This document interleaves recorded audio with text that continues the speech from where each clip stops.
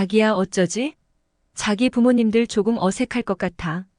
이미 결혼을 하신 분들이라면 모두 결혼 전 양가 부모님께 인사를 드리러 갔던 기억이 있으시죠? 오늘은 한국 남자와 결혼한 프랑스 여성이 처음 남자의 부모님을 뵙던 날을 회상하며 보내주신 사연을 소개해 드리려고 합니다. 벌써 7번째 결혼 기념일을 맞이한다고 하는데요. 소피의 사연 함께 들어볼까요? 안녕하세요. 저는 프랑스에서 온 소피입니다. 저는 7년 전에 한국인 남편과 결혼하여 서울에 정착해 살고 있습니다. 제가 오늘은 처음 한국인 남편을 만나 한국에 놀러 왔을 때 정말 많이 놀라고 너무도 신기했던 경험에 대해 말씀드리려고 합니다. 저는 태어난 이후 평생 프랑스에서만 살았기 때문에 한국에서 살게 될 것이라고는 한 번도 생각해 보지 않았지만 7년 전 유럽을 여행하던 중 스위스에서 남편을 만나게 된 이후로 많은 것이 바뀌었습니다. 처음 남편을 만났을 당시만 하더라도 동양인을 만나본 일이 전혀 없었기에 호기심이 더 컸었던 것 같아요. 하지만 남편이 프랑스에 머물렀던 일주일 동안 우리는 전생에 인연을 만난 듯 서로에게 끌렸습니다. 자연스레 남편의 나라인 한국이 너무 궁금하기도 했습니다. 한국에서는 자일리 톨검이 인기가 많다고 하던데 처음 듣는 이야기라 신기하기도 했어요. 유럽에서는 어르신들이나 가끔 자일리 톨검을 씹을 뿐 대부분 사람들은 잘 모르거든요. 남자친구는 유럽 여행이 끝나고 한국으로 돌아갔고 그 후로도 우리는 장거리 연애를 계속 이어나갔습니다. 그러던 어느 날 남자친구는 한국에 한번 놀러 오지 않겠냐는 제안을 했습니다. 저는 한국에 가기 위해서는 돈이 필요했기에 6개월 동안 이런저런 아르바이트를 하며 여행비를 모았고 부모님으로부터 약간의 도움을 받아 한국 여행을 가기로 했습니다. 저는 결국 프랑스를 떠나 어느 늦은 밤 인천공항에 도착하게 되었어요.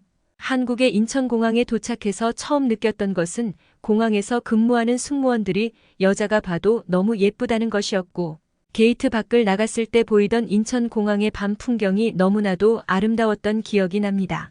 한국의 인천공항에 도착하고 제일 먼저 깜짝 놀랐던 것은 바로 최첨단 입국심사의 처리 속도였습니다. 입국심사는 30분 안으로 모두 완료가 되었고 이러한 한국 공항의 경이로운 디지털 입국심사 시스템은 엄청난 충격을 가져다 주었는데요. 제가 가본 유럽의 여러 나라에서는 항상 입국심사를 진행하고 나면 특유의 깐깐함 때문인지 피로감을 느꼈던 경우도 많았는데 한국의 입국심사장을 통과했을 때는 빠른 디지털 심사 절차에 그저 놀라움 뿐이었습니다. 또한 더욱 놀라웠던 것은 공항 내부가 굉장히 쾌적하고 상당히 안전해 보인다는 사실인데요. 여러 나라들의 공항과 달리 인천공항 내부에서는 범죄자는커녕 노숙자의 모습조차 볼 수 없었고 특히나 더욱 좋았던 것은 인천공항 내부에는 잠시 휴식을 취할 수 있는 쉼터가 따로 마련되어 있었다는 사실입니다. 그 당시에는 남자친구였던 남편은 경주에 살고 있었기 때문에 첫날은 인천공항 근처에 있는 호텔에서 숙박을 하고 다음날 남자친구를 만나러 KTX를 타고 경주로 가게 되었어요. 서울역에서 KTX를 타고 경주로 가기로 했는데요. 여행 기분도 낼 겸 특실로 예매를 해보았습니다. 특실이라 하더라도 유럽의 기차들에 비해 훨씬 저렴한 가격이라 사치를 좀 부려보았죠. 찾아보니 KTX가 시속 300km까지 달릴 수 있다고 하던데 서울에서 경주까지 2시간 정도면 도착할 수 있다는 사실이 너무나 매력적이었습니다. 한국처럼 고속철도가 없는 나라들은 이동에 너무 많은 시간이 들기 때문에 정작 목적지에 도착해서 여행을 할 땐 지쳐서 참 힘들거든요. 우선 출발부터 놀라웠던 건 연착이 없다는 거였어요. 웬만한 유럽 국가들은 기차를 타고 이동한다면 우선 인내심부터 탑재해야 하거든요. 연착, 일정 변경, 운행 취소가 잦으니까요. 그런데 이렇게 출발 전에 미리 도착해 있어서 여유 있게 탑승할 수 있고 정확하게 정시에 출발하는 기차라니 역시 한국은 실망할 요소가 없다고 느껴졌습니다. 그리고 제가 탄 특실은 그동안 타봤던 세계 각국의 기차 중 가장 큰 좌석을 갖고 있었는데요. 제자리에 2명이 앉을 수도 있을 것 같았어요. 다리도 앞에 발걸이에 닿지 않을 정도로 여유 있고요. 그리고 좌석 옆에 USB 콘센트가 있어서 너무나 편안했습니다. 특실다운 특실이었어요. 사실 특실이라고 해도 다른 나라 대중교통의 절반도 안 되는 가격인데 쾌적하고 넓은 건 물론 승객들도 모두 매너가 있었죠. 한국의 대중교통 인프라는 정말 놀라워요. 한국 분들은 무심하고 당연하게 이용하시겠지만 다른 나라에서는 절대 당연하지 않은 인프라인데 정말 부럽네요. 영국과 비교만 해도 영국 기차표는 상당히 비싸거든요. 웃긴 게 먼저 예매하지 않고 당일 예매면 더 비싸집니다. 기차가 비싸면 얼마나 비싸냐고요. 서울과 수원 정도 거리를 영국에서 기차로 이동한다면 왕복 8만 원이 든다고 생각하시면 돼요. 그런데도 일정대로 기차를 타고 도착하는 건 거의 불가능하죠. 너무 오래됐는데 제대로 보수를 하지 않아서 노후화가 된 게 문제라고 하네요. 민영으로 운영을 하니 보수를 안 하는 거겠죠. 그런데 한국은 공공기관이 운영을 맡으니 영국이나 기타 유럽 국가들에 비해 훨씬 저렴한 비용이지만 서비스와 쾌적함은 세계 최상급으로 운영하잖아요. 정말 부러울 따름이에요. 무엇보다 가장 놀라운 건 사실 서울에서 익히 느꼈고 놀랄 만큼 놀랐지만 매번 놀라게 되는 한국의 와이파이 인프라입니다. 웬만한 나라의 호텔 와이파이보다 KTX 안의 와이파이가 더 빨랐어요. 퍼스트 클래스라 이렇게 빠른가 싶어서 일부러 일반석 자리도 한번 가봤는데 동일하더라고요. 인터넷 빠르지 자리도 편안하고 쾌적하지 너무 편해서 기차를 타고 좀 더 가도 되겠다 싶었는데 워낙 속도가 빨라 2시간도 안 돼서 도착한 게 아쉬울 정도였죠. 하지만 도착한 경주는 저의 아쉬움을 싹 날려주었습니다. 열차를 타고 경주로 향하면서 보이는 밤 풍경들은 제가 살고 있는 프랑스와는 너무 달라서 내가 지금 꿈을 꾸고 있는 건가 하는 생각이 들기도 했습니다. 처음에는 왜 서울 구경을 먼저 안 시켜주고 경주로 오라고 했지라는 생각이 들었지만 남편이 자신의 어머니를 소개시켜주려고 저를 경주로 오라고 한 것이라는 걸 나중에 알게 되었어요. 프랑스에서는 부모님께 남자친구를 소개시켜드리는 것이 대수롭지 않은 일이지만 한국에서는 큰 의미가 있다는 것도 그때는 알지 못했습니다. 그렇게 아무것도 모른 채 경주에 도착해서 남편이 자신의 단골집이라는 식당을 데려갔는데요. 저는 정말 깜짝 놀랐습니다. 단지 한 끼 식사를 하러 갔을 뿐인데 수많은 반찬들과 음식이 나오는 걸 보며 저는 남자친구에게 왜 이렇게 음식을 많이 시킨 거야? 음식 남으면 아깝잖아. 라고 말했습니다. 하지만 그 수많은 음식들이 기본으로 나오는 반찬이라는 것을 알았을 때 2번 놀라게 되었어요. 그리고 그 메뉴가 백반이라는 것을 들었을 때 메뉴 이름이 참 예쁘다고 했더니 남자친구는 박장대소하며 백반이라는 이름이 예쁘다는 얘기는 처음 듣는데 너무 재밌다고 말했습니다. 계란찜과 제육볶음 등 처음 맛보는 한국의 음식은 정말 맛있었어요. 지금도 전 한식을 가장 좋아해요. 한국의 백반은 저에게 있어 신세계였습니다. 남자친구는 제가 음식을 허겁지겁 먹는 모습을 보며 천천히 먹으라며 누가 안 뺏어 먹는다고 농담을 하더라고요. 그만큼 정신없이 먹었던 것 같아요. 그리고 그 다음 날 남자친구는 자기의 가족이 살고 있는 집에 놀러 가자고 제안했습니다. 저는 한국의 가정집을 보고 싶기도 했고 남자친구의 부모님도 어떤 분이신지 궁금했기에 흔쾌히 같이 가자고 하고 남자친구 집에 놀러 갔습니다. 제가 초대받은 시간이 딱 저녁 식사 시간이었어요. 아무래도 처음 남자친구의 부모님을 찾아뵙는데 식사 시간에 가면 부담스러워 하실 것 같아 저녁 식사를 마치시면 인사드리러 가겠다고 했습니다. 그랬더니 남자친구는 당연히 같이 가서 밥을 먹어야지라고 말하며 저를 집으로 데려갔습니다. 프랑스에서는 친구 집에 약속을 하지 않은 상태로 식사 준비 시간에 가는 것이 예의에 어긋나는 행동이거든요. 그래서 남자친구에게도 그러면 안 되는 거 아니냐고 물었지만 제 남자친구는 신경을 쓰지 않더라고요. 그렇게 갑작스럽게 처음 만난 남자친구의 어머니는 저희 엄마보다 더 엄마 같다고 생각할 정도로 좋은 분이셨고 어머님과 가까운 사이가 되었습니다. 서로 다른 국적이라도 부모, 자식 간의 정은 어디서나 똑같다는 느끼게 해줬기 때문이죠. 지금의 시어머니를 처음 만난 날 저를 보면 너무 예쁘다며 제가 불편하지 않게 어떻게든 배려해주고 싶어 하신다는 걸 저는 느꼈습니다. 혹여나 음식이 제 입맛에 안 맞을까봐 노심초사하며 이것저것 먹어보라며 조심스럽게 권유하시는 모습을 보며 참 좋은 분이시라고 생각하기도 했어요. 프랑스에서는 호스트가 파티를 열면 참여하는 사람들이 각자 자신의 음식을 싸와서 먹는 것에 익숙했기 때문에 어떻게 낯선 사람에게 이렇게 친절할 수 있지라고 생각했습니다. 하지만 한국 생활에 익숙해질 즈음 많은 한국 사람들은 정이 많고 배려심이 많다는 걸 알게 되었고 어느새 저도 상대방에게 배려하고 친절하게 대하는 것을 보면 문화의 힘이 정말 대단하다고 느꼈어요. 한 번은 결혼하고 나서 오랜만에 프랑스에 가서 친구들을 만나 파티를 했는데 친구들에게 어느 순간 저희 시어머니처럼 이것저것 챙겨주고 있더라고요. 제 친구들은 저에게 너 왜 그래? 뭐 잘못 먹었어? 라며 당황하더라고요. 이 정도면 저 완전히 한국인 된 거 아닌가요? 사실 이제는 프랑스에 사는 것보다 한국이 더 편하고 포근한 느낌이 들곤 해요.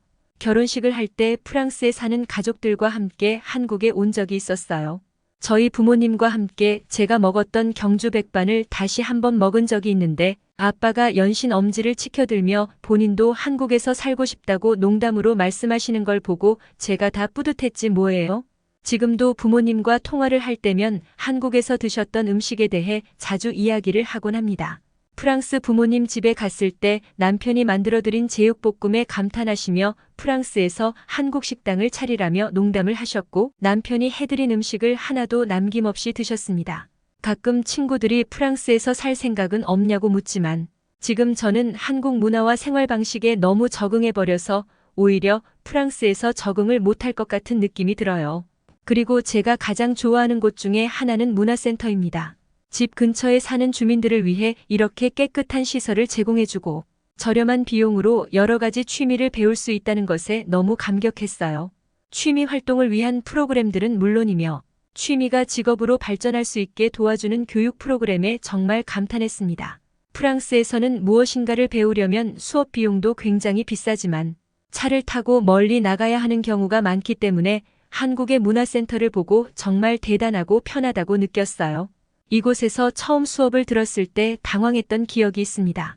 프랑스에서는 선생님이 수업하는 도중에 학생들이 잠을 잔다거나 이어폰으로 노래를 듣고 각자 할 것을 해도 전혀 신경 쓰지 않고 본인의 수업만 하고 합니다. 하지만 문화센터 선생님들은 학생들 하나하나 신경을 써주시며 안 되는 것이 있으면 먼저 나서서 도와주시려고 하는 모습에 감동했던 기억이 나요. 선생님 덕분에 제 그림 실력도 굉장히 많이 늘었습니다.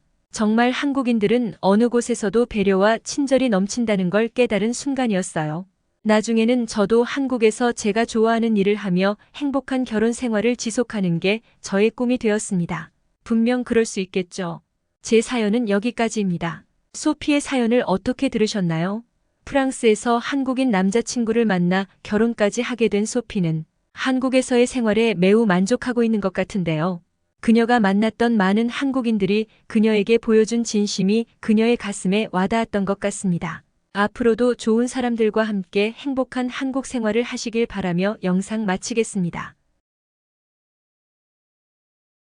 아니 이렇게 더럽고 씻기도 힘든 곳에서 어떻게 살아? 프랑스로 당장 돌아갈래. 서울 밤거리의 화려함은 전 세계 다른 도시들과 비교해도 절대 뒤처지지 않습니다. 우리나라에 유학하는 외국인 학생들은 이런 서울의 모습만 주로 보게 됩니다. 그들에게는 한국의 시골은 정말 미지의 세계죠. 서울의 발전한 모습만을 보다가 한국의 시골에 내려간 외국인 여학생은 생전에 경험할 수 없었던 놀랍고도 새로운 경험을 하게 됩니다. 그리고 그녀는 머리를 한 대 맞은 듯한 체험을 합니다. 과연 어떤 일들이 일어났던 걸까요? 프랑스 커뮤니티 사이트에 한국의 시골 경험에 대해서 자세히 글을 작성한 내용이 화제가 되었습니다. 엄청난 조회수를 기록했던 그녀의 소중한 사연 지금부터 들어보겠습니다. 안녕하세요. 저는 프랑스에서 나고 자란 자드라고 합니다. 중학교 때부터 비치 발리볼 선수 생활을 했고 대학교에서는 선수 생활을 하며 무역학을 전공했지요. 지금은 한국에서 유학 생활을 마쳤고 프랑스로 돌아갈까 말까 고민하고 있는 중입니다. 솔직히 졸업 후 프랑스로 돌아가야겠다는 생각을 하며 학업에 열중하고 있었습니다. 원래 한국에서 유학 생활을 했던 이유가 한국어를 배워 프랑스의 무역회사에 취직하기 위함이 컸죠. 그러던 중에 작년 여름방학 때 제 확고했던 생각이 조금 틀어지는 계기가 있었습니다. 그 일 이후로 지금 저는 한국에 남아있을지 원래 계획대로 프랑스로 돌아갈지 고민을 할 정도죠. 그때를 회상해보면 여름방학이 시작된 어느 평범한 날이었습니다. 저는 그동안 방학 때가 되면 당연히 프랑스로 돌아가 휴식을 취하고 오곤 했죠.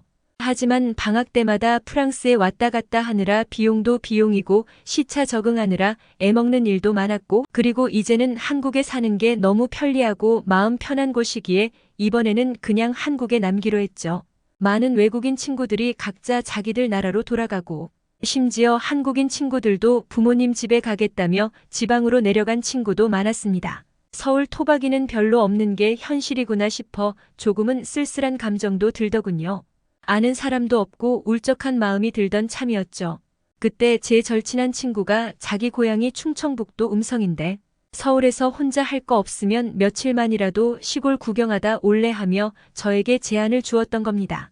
그 말을 듣자마자 한국의 도시 풍경만 봤지 시골 풍경은 한 번도 못 봤네라는 생각이 들면서 호기심이 생기더라고요. 이때까지만 해도 제가 한국에 대한 생각이 완전히 뒤바뀔 줄은 몰랐죠. 저 또한 프랑스에서는 시골에서 살았고요. 작은 시골 마을들이 엄청 많지만 사실 대부분 프랑스 시골이 다 그렇듯 시야 끝까지 펼쳐진 엄청나게 넓은 평야의 비행기를 타고 농사를 지어야 할 만큼 평평하고 넓기만 한 아무 재미없는 밭이 전부죠. 재미없는 프랑스의 시골과 다르게 한국의 시골은 어떨까 궁금했습니다.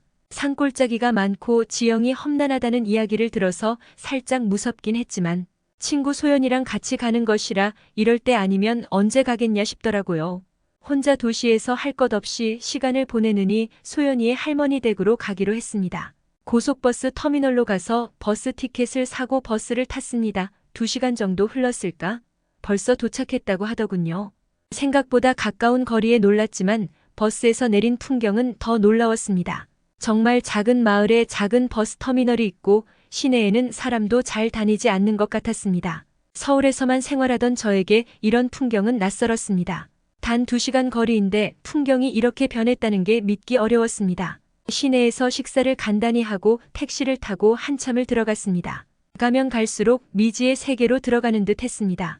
그렇게 도착한 소연이의 할머니가 살고 계시는 집은 텔레비전에서나 보던 작고 오래된 시골집이었습니다. 프랑스는 시골에서는 대부분 큰 집을 짓고 사는데 반해서 한국 시골의 집 크기는 아담했습니다. 단순하게 지어진 듯한 집이지만 나름 마당도 있고 마당에서 다양한 채소를 기르시고 정말 사람 사는 느낌이 뭔지 알 것만 같은 그런 손때 묻은 집이었습니다. 처음 뵈었을 때 할머니께서는 큰 바구니를 들고 계셨습니다. 우선 할머니께 반갑게 인사를 드리고 할머니께서는 크게 웃으시며 바구니를 보여주셨습니다. 바구니에는 괴상한 진액이 흘러나오는 외계인들이 먹는 괴물같이 생긴 빨간색 열매들이 가득 들어 있었습니다.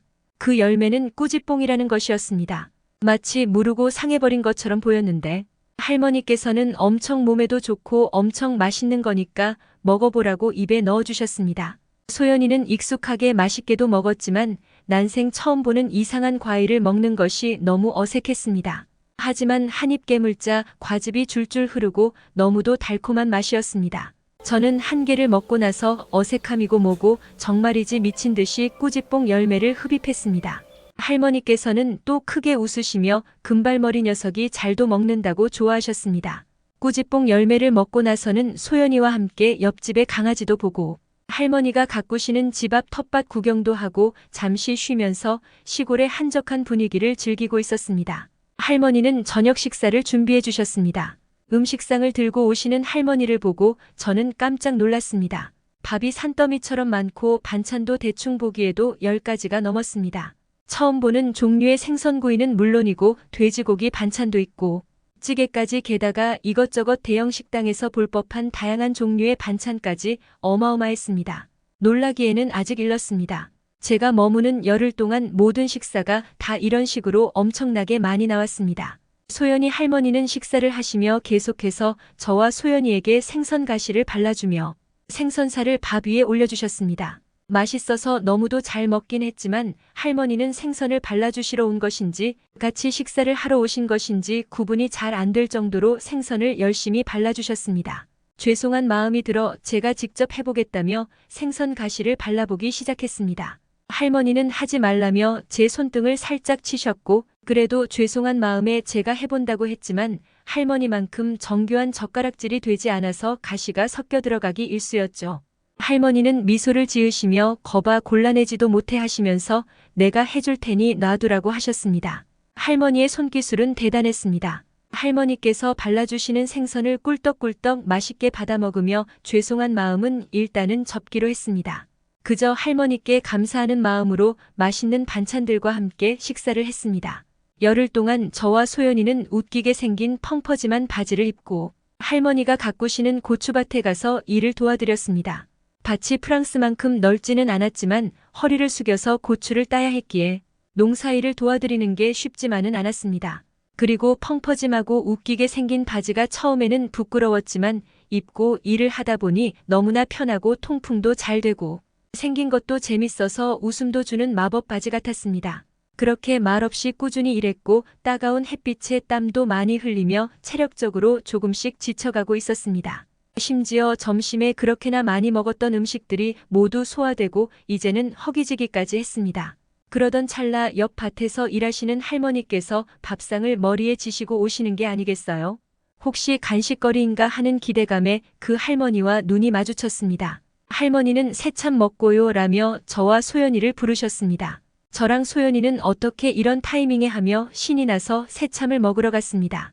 새참이 뭐야 라고 하는 질문에 할머니랑 소연이는 깔깔 웃으며 일하다 중간에 쉬면서 먹는 간식 같은 거라고 하더군요. 간식이라고 하기에는 아무리 봐도 아침에 먹었던 식사같이 푸짐했습니다. 그리고 막걸리가 사발과 함께 상위에 올라가 있었습니다. 저도 서울에서 막걸리를 접해볼 기회가 있어서 한두 번 마셔본 적이 있는데 당시에는 냄새도 너무 강하고 많이 취하는 것 같지 않아서 즐겨 먹던 술은 아니라 먹지 않으려고 했습니다. 할머니들이 저와 소연이에게 막걸리 말아줄게 하면서 컵인지 밥그릇인지 애매하게 생긴 사발이라는 것에 막걸리를 따라주시더라고요. 아니 막걸리를 말아주셨습니다. 저는 할머니의 성의를 거절하기에 죄송한 마음에 막걸리를 한숨에 들이켰습니다. 그런데 이게 웬걸 제가 서울에서 먹던 막걸리랑은 차원이 다른 맛이었습니다. 저도 모르게 캬라는 감탄사가 나왔고 할머니들께서는 웃으며 좋아하시더군요. 그리고 더 말아주리 하면서 몇 잔을 더 말아주셨습니다. 저는 오랜 갈증을 해소하듯 막걸리를 들이켰습니다. 그리고 정신을 차려보니 소연이네 할머니 집 천장이 눈앞에 보이는 게 아니겠어요.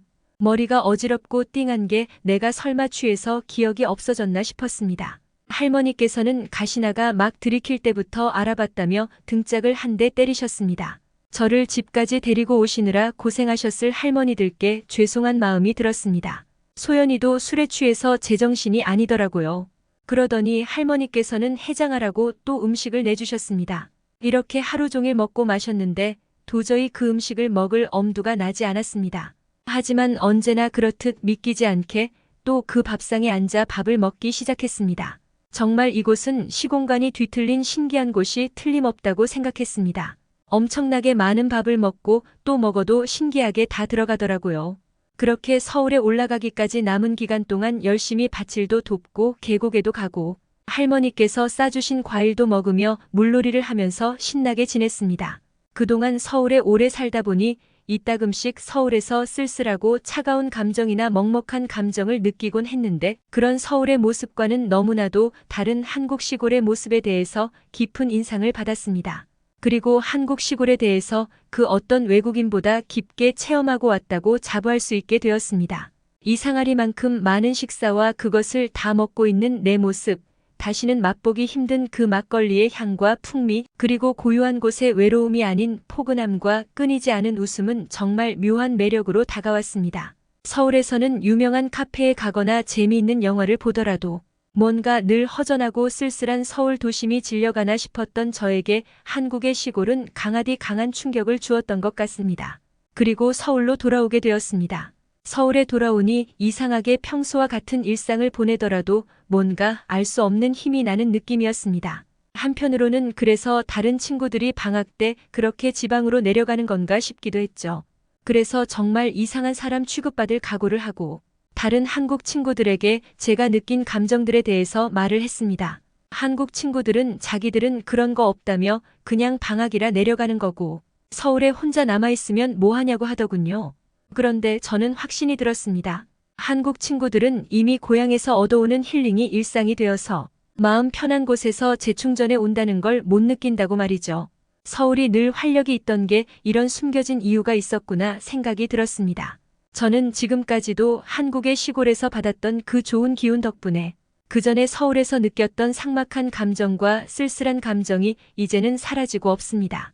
때문에 지금은 한국에 자리를 잡고 사는 걸 고민하고 있습니다. 아니 이미 졸업도 했으면서 프랑스로 돌아가지 않고 있는 저를 보면 벌써 마음속에 답을 정한 것 같기도 합니다. 시골의 훈훈한 정과 할머니들의 따뜻한 보살핌을 받고 큰 힐링을 하고 온 외국인 유학생의 사연이었습니다. 마치 우리들의 부모님을 보는 듯한 느낌도 받는 사연이었습니다. 행복한 하루 보내시기를 기원하겠습니다. 구독과 좋아요는 영상 제작에 큰 힘이 됩니다. 끝까지 시청해 주셔서 감사합니다.